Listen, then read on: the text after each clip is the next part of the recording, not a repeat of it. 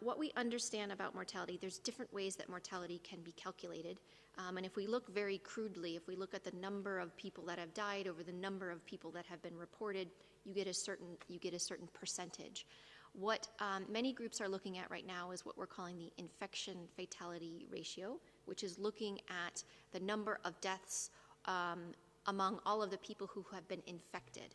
And right now, we don't know how many people have been infected because there are challenges with surveillance and detecting every single one of the cases. And certainly, there are many unrecognized cases at the moment. What we understand from many of these studies, these are estimates of the IFR, the infection fatality ratio, is that the estimates hover around less than 1% of 0.6%. And there are a couple of studies that are out that have estimated this 0.6%.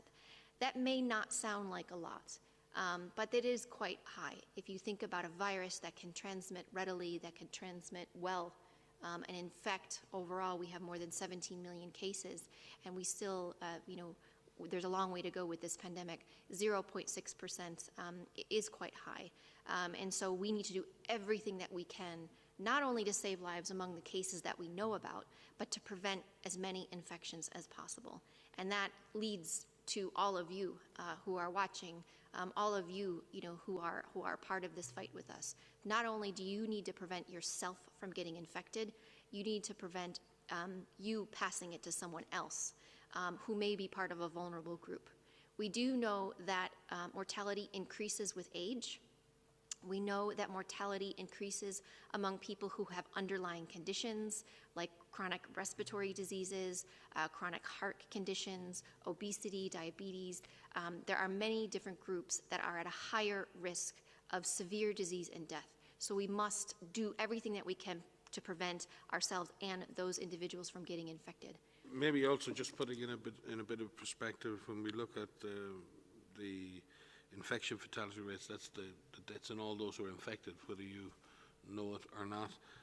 That 0.6% is just over 1 in 200 people infected potentially dying. That's hugely skewed by age, and the risk is much higher in older age groups. But if you compare that to the 2009 pandemic, it was more like 1 in 10,000 or up to 1 in 100,000.